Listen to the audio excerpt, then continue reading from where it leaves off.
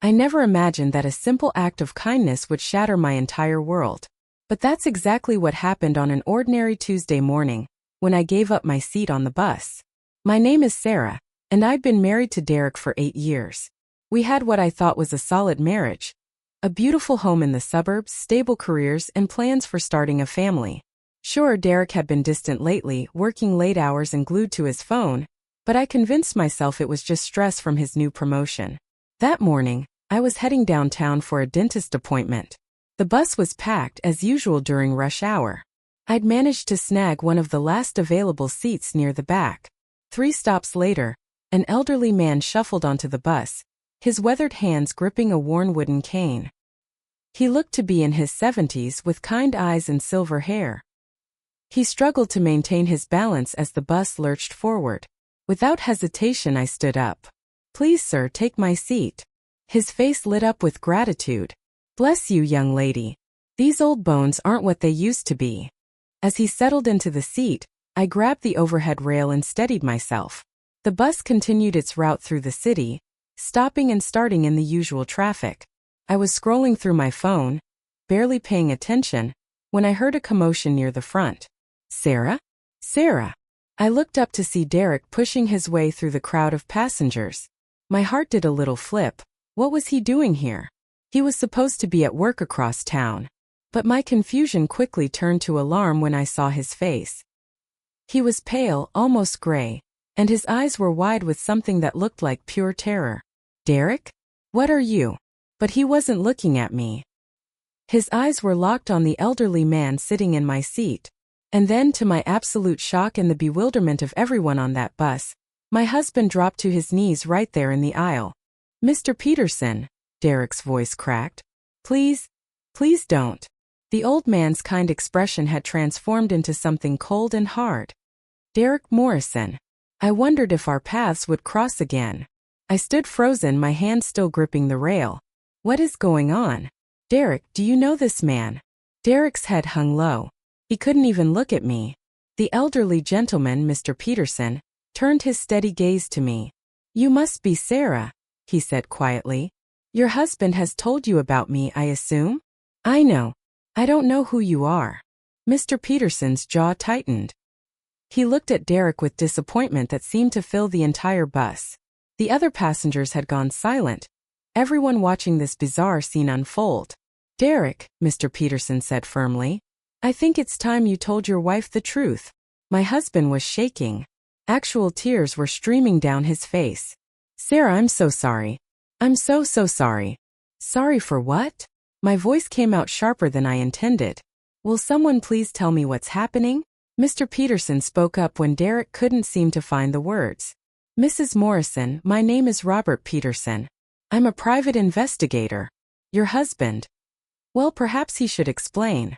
Derek finally looked up at me, and I saw something in his eyes I'd never seen before. Absolute shame. "Sarah, I've been having an affair."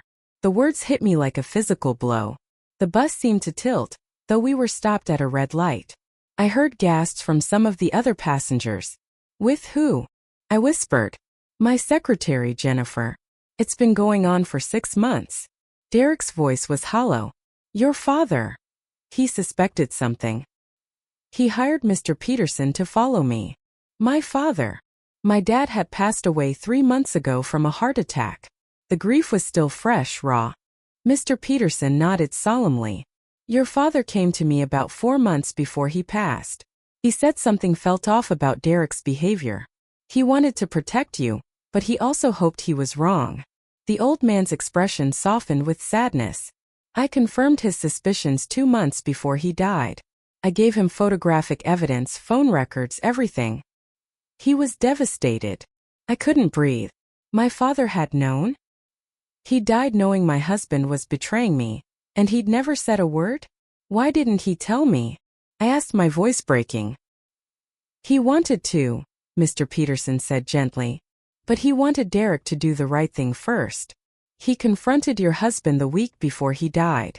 Told him he had 1 month to either end the affair and come clean to you, or he would tell you himself." Derek was sobbing now. "And then he had the heart attack and I thought I was safe. I thought the secret died with him. You thought wrong, Mr. Peterson said coldly. Your father-in-law was my client, but he was also my friend. Before he passed, he made me promise that if you didn't tell Sarah the truth within 3 months of his death, I would. Today is exactly 3 months. The bus driver called back. Folks, I need to keep moving. Can we? Just a moment, please, Mr. Peterson said, his voice carrying the authority of someone used to being listened to. I looked down at my husband, still on his knees in the aisle of a public bus, and felt something inside me break and harden simultaneously. Get up, Derek. Sarah, please. Get up. He stumbled to his feet, reaching for me, but I stepped back. Don't touch me. Mr. Peterson slowly rose from the seat, leaning on his cane. He reached into his jacket pocket and pulled out a thick manila envelope. Mrs. Morrison, your father left this with me. It's all the evidence plus a letter he wrote to you. He wanted you to have it when the truth came out. Don't you dare follow me right now. Sarah, we can work through this. I love you. It was a mistake, a terrible mistake. Mr. Peterson placed a gentle hand on my shoulder. Son, I suggest you find somewhere else to be for a while. Give your wife space. As the bus doors closed with Derek still inside, his face pressed against the window, I stood on the sidewalk and opened the envelope. My father's letter was on top, and seeing his familiar script made my eyes well up with tears. My dearest Sarah, if you're reading this, it means 2 things. I'm gone and Derek proved to be the coward I feared he was. I'm so sorry, sweetheart. I'm sorry I can't be there to hold you through this. I'm sorry I didn't tell you myself, but I wanted to give him a chance to do the right thing. I hoped, perhaps foolishly, that my confrontation would shock him into being the man you deserved. I know you're hurting right now. I know you're angry, maybe at me for keeping this from you, definitely at Derek for his betrayal. But I need you to know something. This is not your fault. You are brilliant, beautiful, kind, and strong. His weakness is not a reflection of your worth. I've left you well provided for. My life insurance and savings are substantial, and I've already spoken with my lawyer. Everything is in order. You won't have to worry about finances while you figure out your next steps. Mr. Peterson is a good man. I've paid him to help you through the divorce proceedings if that's the path you choose. He's discreet, thorough, and fair. Please don't let this destroy you, Sarah. Don't let Derek's betrayal make you bitter or closed off to love. You have so much life ahead of you, so much happiness waiting. This is not an ending, it's a beginning. I love you more than words can express. I'm sorry I won't be there to see you rise from this, but I know you will. You're my daughter after all. All my love always, Dad. I couldn't hold back the tears anymore. I stood there on that street corner sobbing, while this kind old man my father had hired stood patiently beside me, offering silent support. He was a good man, your father, Mr. Peterson said quietly. One of the best I've known. He knew for 2 months, I said through my tears. He died knowing this, carrying this weight. He died hoping Derek would prove him wrong, Mr. Peterson corrected gently. That hope was a gift he gave your husband. Derek just threw it away. I need to sit down, I managed to say, my legs feeling weak. Mr. Peterson guided me to a nearby coffee shop. Once we were seated with steaming cups in front of us, he pulled out a business card and slid it across the table. This is my card. But more importantly, he flipped it over, where several other names and numbers were written in neat handwriting. These are the contacts your father wanted you to have. A divorce attorney, one of the best in the city. A therapist who specializes in betrayal trauma. A financial advisor to help you navigate everything. And my personal cell phone number. You can call me anytime, day or night. I stared at the card, my father's foresight overwhelming me. Even in death he was still trying to protect me, still trying to make sure I'd be okay. There's more you should know, Mr. Peterson said, his voice gentle but firm. I debated whether to tell you this now or wait, but I think you deserve all the truth at once. My stomach dropped. What else? The affair. It wasn't just physical. Derek and Jennifer have been planning to leave together. They've been looking at apartments. She's pregnant, Sarah. 2 months along. The coffee cup slipped from my fingers, hot liquid spilling across the table. Mr. Peterson quickly grabbed napkins, mopping it up, but I barely noticed. pregnant. Derek was going to be a father. How long have you known? I whispered. I found out last week. I was planning to tell you today regardless, but the bus. That was coincidental. Though perhaps your father had a hand in it somehow. He gave me a sad smile. He always said you had the kindest heart, that you'd give your seat to anyone who needed it. I laughed, though it came out more like a sob. My kindness led me right to the truth. Your kindness saved you from wasting more years on a man who didn't deserve you. Over the next several hours, Mr. Peterson walked me through everything. He showed me the photographs, Derek and Jennifer holding hands at restaurants, kissing in parking lots, entering hotels together. He showed me the financial records, a secret credit card Derek had opened, money being funneled into a separate account. He showed me text messages that made my skin crawl, the intimate way they talked about me, about our marriage, about their future together. Your father saw most of this before he died, Mr. Peterson said. He wanted to confront Derek privately first, give him a chance to end it quietly. When your father had his heart attack, Derek called Jennifer from the hospital waiting room, Sarah. While you were inside with the doctors trying to save your father's life, Derek was on the phone with his mistress. That detail broke something in me. I'd held Derek's hand that night, comforted him when he cried about losing his father-in-law, believed him when he said my dad had been like a father to him too. All lies. All performance. I need to go home, I said finally. I need to pack his things and get him out of my house. Our house. I corrected myself bitterly. The house we bought together. Actually, Mr. Peterson pulled out another document. Your father's down payment on that house was legally a gift to you alone. With the evidence of adultery and the prenup you signed, which includes an infidelity clause, the house is yours. Derek will have to leave. I'd forgotten about the prenup. Derek had insisted on it, ironically saying it was just a smart financial move. He'd never imagined it would protect me from him. Mr. Peterson drove me home in his old but meticulously maintained sedan. Derek's car was in the driveway. I'd texted him from the coffee shop. You have 2 hours to pack your essentials and leave. After that, I'm changing the locks. He'd responded with a barrage of messages. Please, explanations, promises. I'd blocked his number after the first 10. When I walked into my house, Derek was standing in the living room, a half-packed suitcase at his feet.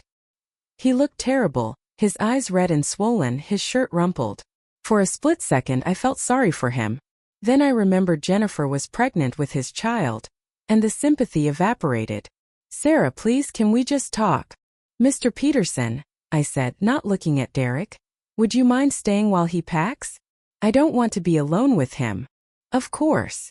Derek's face crumpled. You brought him here? You're treating me like I'm dangerous. You are dangerous, I said, surprised by the steadiness in my voice. You've been lying to me for months. You let me comfort you at my father's funeral, while you were on the phone with your pregnant mistress. You've been stealing from our joint accounts to fund your affair. So yes, Derek, you're dangerous. Just not in the way you think.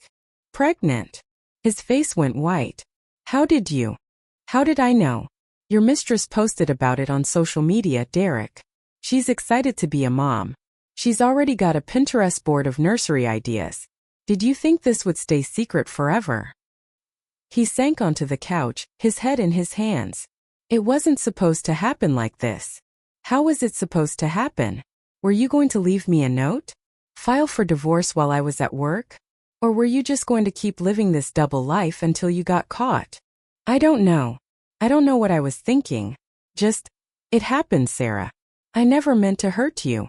Mr. Peterson made a sound of disgust from his position by the door. That's always what people say. It just happened. As if you tripped and fell into an affair. As if you accidentally deleted texts and hid credit card statements and lied for 6 months straight. Derek looked up at him with something like hatred. This is your fault. If you hadn't been spying on me. If I hadn't been doing my job, you mean? Mr. Peterson interrupted coldly. A job I was hired to do because a father noticed his daughter's husband was acting suspicious. A father who hoped he was wrong but needed to know the truth. Don't blame me for your choices, son. I walked past them both and up the stairs to our bedroom. I could hear Derek following, his footsteps heavy on the stairs. Sarah, wait. Just pack your things and go, Derek. We'll communicate through lawyers from now on. But the baby. I spun around so fast he nearly ran into me. Your baby. With her. That has nothing to do with me. I want you to know I never stopped loving you, he said, tears running down his face. Jennifer was she was there. And she made me feel important. And I got caught up in something I couldn't control. Stop, I said sharply. Just stop. Don't insult me by pretending this was some uncontrollable force. You made choices. Every single day for 6 months you made the choice to betray me. I walked into the bedroom and started pulling his clothes out of the closet, throwing them onto the bed. He stood in the doorway, watching helplessly. Where am I supposed to go? I truly don't care, Derek. Call Jennifer. Call your parents. Get a hotel. It's not my problem anymore. My parents. He trailed off miserably. We both knew how his parents would react when they found out. They'd always adored me, treated me like the daughter they never had. They'd be devastated. You should probably tell them before they hear it from someone else, I said. Or maybe Jennifer can tell them, since she's going to be giving them their first grandchild. He flinched at that. I knew I was being cruel, but I didn't care. The numbness from the initial shock was wearing off, and underneath it was a rage I'd never experienced before. As Derek packed, moving mechanically between the bedroom and bathroom, gathering his things, I went into my father's old study. We'd kept it mostly as he'd left it, when he moved to a retirement community 2 years ago. His books were still on the shelves, his reading chair still in the corner by the window. I sat in that chair and cried. Not for Derek, not for our marriage, but for my father. He'd known. He'd carried this burden, this knowledge that his daughter was being betrayed, and he'd tried to fix it. The stress of it might have even contributed to his heart attack.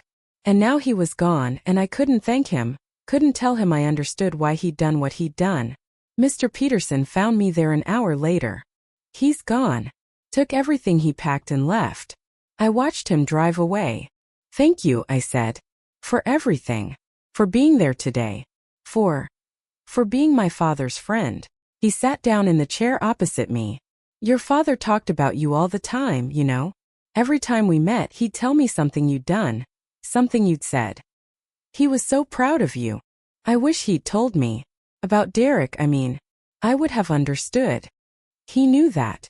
But he also knew you loved Derek, and he didn't want to be the one to break your heart. He hoped Derek would find his conscience and do it himself. Your father believed in second chances, in redemption. He gave Derek that chance. Derek wasted it. Yes, he did. We sat in silence for a while, the afternoon sun slanting through the windows, dust motes dancing in the light.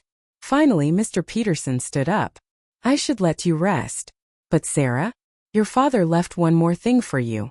He didn't want me to give it to you right away. He said to wait until you'd had time to process everything. But I think now might be the right time. He pulled a small envelope from his pocket, different from the large one he'd given me earlier. This one was addressed simply, Sarah, open when you're ready to start over. My hand shook as I opened it. Inside was a key and a short note. Sarah, by the time you read this, you'll know the truth and you'll be hurting. But you'll also be free. This key is to a safety deposit box at First National Bank. Inside, you'll find everything you need to start your new life. Bonds I've been saving since you were born, documents for accounts in your name only, and a few other surprises. I've also included information about a property I purchased 5 years ago. It's a small commercial space downtown, perfect for that interior design business you've always dreamed about. It's paid for, it's yours, and it's waiting for you whenever you're ready. Don't mourn the life you thought you had, sweetheart. Build the life you deserve. Love always, Dad. I pressed the note to my chest and let out a sob that was half grief, half relief. Even in death, my father was still taking care of me, still believing in me, still making sure I'd be okay. That night, alone in the house for the first time in 8 years, I didn't feel scared or lonely. I felt something I hadn't felt in a long time. I felt hopeful. The next few weeks were a blur of lawyers, paperwork, and difficult conversations. Derek tried to fight the divorce initially, claiming he wanted to work things out, but when Jennifer served him with a paternity suit demanding child support, his tune changed quickly. Suddenly he was signing whatever papers his lawyer put in front of him. Jennifer, it turned out, wasn't the naive victim I'd imagined. She'd known Derek was married from the beginning. She'd actively pursued him, seeing him as a meal ticket. When she got pregnant, she'd assumed he'd leave me and marry her. Now that the affair was public and Derek was losing everything in the divorce, she realized he wasn't the prize she'd thought he was. I learned all this from Derek's mother, Linda, who called me 2 weeks after everything came out. She was crying, apologizing for her son, begging me to believe that she and Derek's father had raised him better than this. I don't blame you, I told her honestly. Derek made his choices. They have nothing to do with you. You're too kind, Sarah. You've always been too kind. That's what I loved about you. She paused. What Derek loved about you too, though he forgot how to show it. I don't think he forgot. I think he just stopped caring. Linda was quiet for a moment. His father and we're not supporting him through this. He's on his own. We want you to know that. It was a small comfort, but a comfort nonetheless. At least someone was holding Derek accountable. Mr. Peterson checked in regularly, sometimes in person, sometimes with a phone call or text. He helped me navigate the practical aspects of dissolving a life I'd shared with someone. Dividing assets, closing joint accounts, changing beneficiaries on insurance policies. Tasks that seemed overwhelming on my own became manageable with his steady guidance. 3 weeks after that day on the bus, I went to First National Bank with the key my father had left me. The safety deposit box was larger than I'd expected, and when the bank employee left me alone in the private viewing room, I opened it with trembling hands. Inside, as promised, were bonds and account documents. My father had been saving for me since I was born, accumulating a sum that made me gasp. There were also stock certificates, a deed to the commercial property downtown, and a smaller box.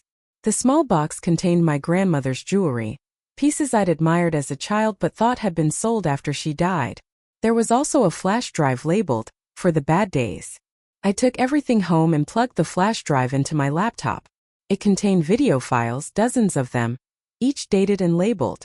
They were messages from my father, recorded over the course of several months. I started with the earliest one, dated about 4 months before he died, right around when he must have first hired Mr. Peterson. My father's face filled the screen, looking tired but determined. "Hi, sweetheart.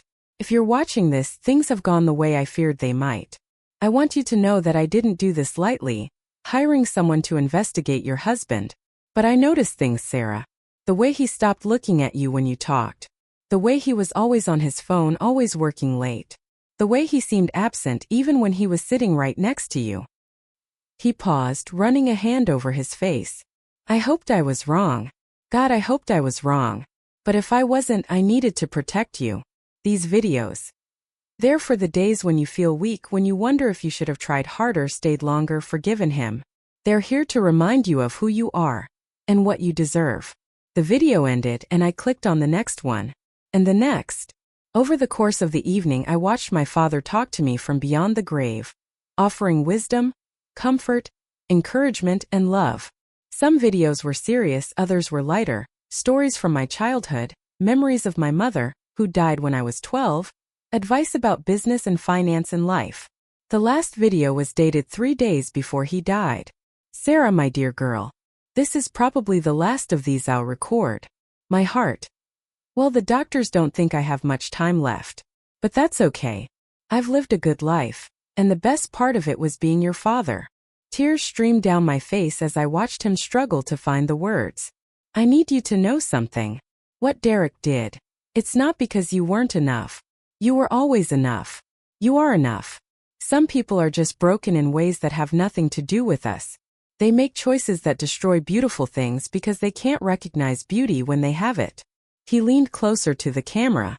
"I won't be there to walk you through what comes next, but I've done everything I can to make sure you'll be okay. The business space downtown, it's yours. Your dream of being a designer, of creating beautiful spaces for people. You can do that now. You have the freedom and the resources to build the life you want." He smiled, that familiar gentle smile I'd known my whole life. "And Sarah? When you're ready, and you'll know when that is, let yourself love again. Don't let Derek's betrayal close your heart to the possibility of real love. It's out there, sweetheart. Someone who will see your kindness and cherish it, not exploit it. Someone who will be faithful and true and worthy of you.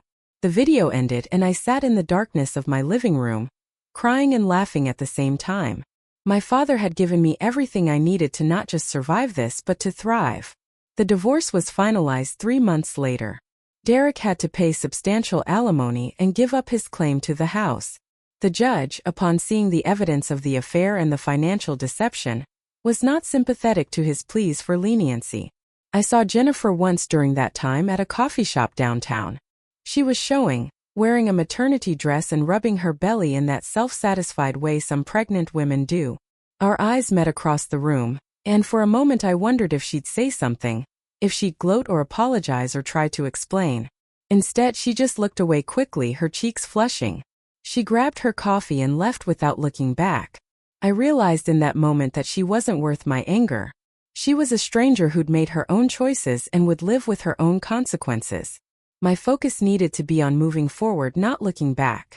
Using the commercial space my father had left me, I threw myself into building my interior design business. I'd always had an eye for color and space, a talent for making rooms feel both beautiful and functional. What started as a way to keep busy became a passion that consumed me in the best possible way. Mr. Peterson helped me with the initial setup, connecting me with contractors and suppliers, even recommending me to some of his clients who were looking to renovate their homes. That first year was hard. Learning to run a business while healing from betrayal wasn't easy, but it was also exhilarating. I hired my first employee, a recent design school graduate named Maya who had fresh ideas and boundless energy. Then came Tom, an experienced contractor who liked the hands-on aspect of bringing designs to life.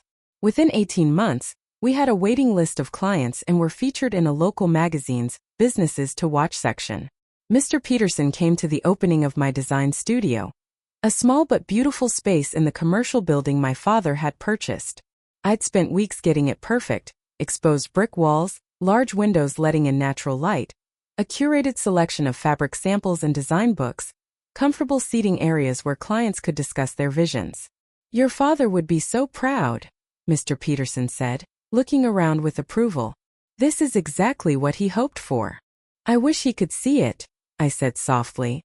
"I think he can." Mr. Peterson became more than just my father's friend or the investigator who'd revealed the truth. He became a mentor, a father figure, someone I could call when I needed advice or just someone to talk to.